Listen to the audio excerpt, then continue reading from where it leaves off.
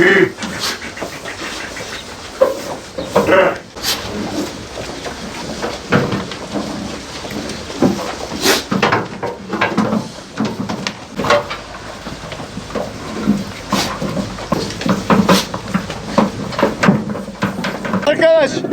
1200.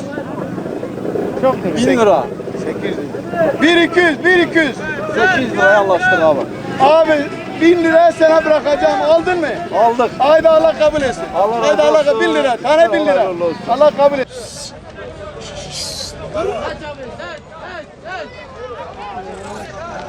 Gel abi, gel abi, gel abi. Kalmalı, gel abi, gel. İçeri gel abi, içeri. Gaziantep genelinde özellikle merkez ilçelerimizde, Şahinbey, Şehit Kamil ilçelerimizde belediyelerimiz tarafından kurban satış yerleri hazırlandı.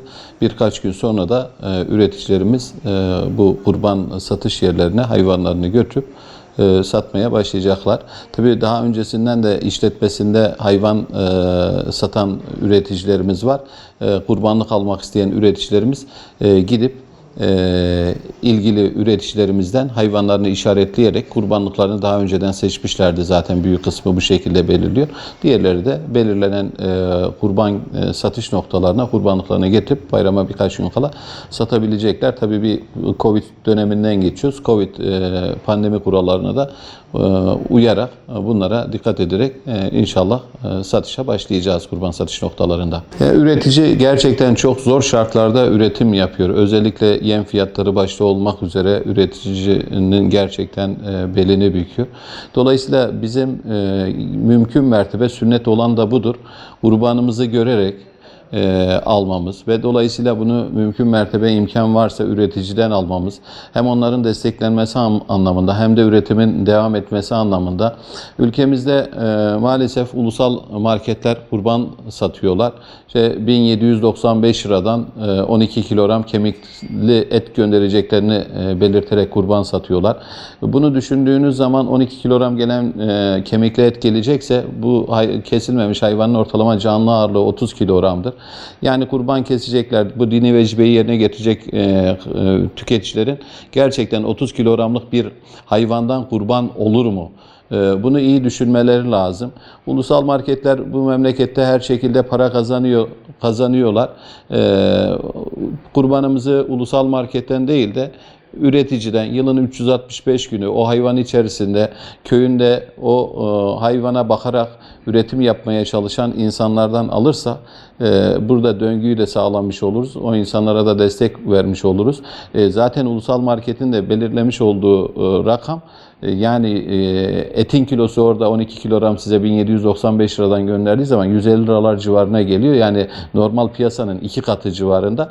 O yüzden biz kurbanlıklarımızı zor ve zahmetli üretim yapmaya çalışan üreticiden alalım. Ulusal marketlerden değil. Kendi çiftçimizi, kendi üreticimizi destekleyelim. Şimdi geçen yıldan beri bir dünya ve ülkemiz Covid sürecinden geçiyor. Dolayısıyla kurban pazarlarına mümkün mertebe Covid kurallarına uyalım, mesafeye uyalım. Bunun dışında da alacağımız hayvanların küpeli olup olmadıklarına bakalım. Çünkü hayvanın kulağındaki küpe onun kimliğidir. Siz o küpe numarasını internette sorguladığınız zaman, Tarım Bakanlığı'nın sitesinde sorguladığınız zaman o hayvanın kime ait olduğunu, kaç yaşında olduğunu, hangi aşılar yapıldığını, dolayısıyla benzeri teknik bilgileri görüp hayvan hakkında bilgi sahibi olabilirsiniz. Sağlıklı hayvan alalım. Çok zayıf, kaçeklik hayvan kesinlikle almayalım. Gözü kör olan, dişi düşmüş olan, bacaklarında çarpıklık olan hayvan almayalım. Zaten bunlardan kurban olmaz. Dolayısıyla önce dış görüntüsünün düzgün olması lazım. Zayıf olmaması lazım. Dış görünen uzuvlarının sağlam olması lazım. Küpesinin üzerinde olması lazım. Tarım İl Müdürlüğümüzün de burada veteriner ekipleri zaten kurban satış noktalarında sahada olacaklar. Onlar da mümkün mertebe bu kurallara uymayan hayvanları zaten kurban alanlarına koymayacaklar. Ama tüm bunlara rağmen de kurban almak isteyen tüketiciler kurbanlarını alırken bu vasıflara haiz olup olmadıklarını, kurbanlıklarına dikkat etsinler. Gaziantep'e her yıl çevre iller başta olmak üzere Doğu ve Güneydoğu'dan da hem büyükbaş hem de küçükbaş, özellikle küçükbaş kurbanlık getiriliyor ve hayvan pazarı başta olmak üzere kurbanlık satış noktalarında dışarıdan gelen üreticiler de burada kurbanlıklarını Gaziantep'te satabiliyorlar. Yeterince Gaziantep genelinde kurbanımız var. Tüketicilerimiz kurbanlıklarını rahatlıkla alabilecekler. Tabii ikinci gün, üçüncü günde satış devam edecek ama bizim Gaziantep bölgesine daha ziyade Arefe günü ve bayramın birinci günü kurbanlık belirlemeyenler bugünlerde gidip alıyorlar.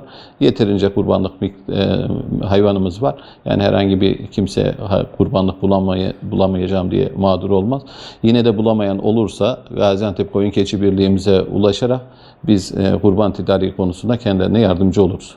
Gaziantep'te hallik dediğimiz, özellikle Gaziantep ve bölgeye has ivesi ırkı kurban daha çok tercih ediliyor. Tabi diğer ırklar da satılıyor ama genelde Gaziantep'li tüketiciler, Gaziantep halkı hallik dediğimiz ivesi ırkı kurbanı, tohluyu tercih ediyor. Bunu da tercih etmesinin nedeni bir, kuyruklu olması, iki, bu bölgenin hayvanı olması, etin lezzetli olması.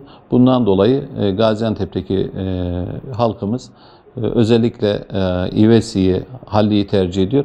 Hatta hallik diğer ırklara göre kilogram fiyatı da 2 TL fazla olmasına rağmen halkımız hallik tohluyu, kurbanlığı tercih ediyor.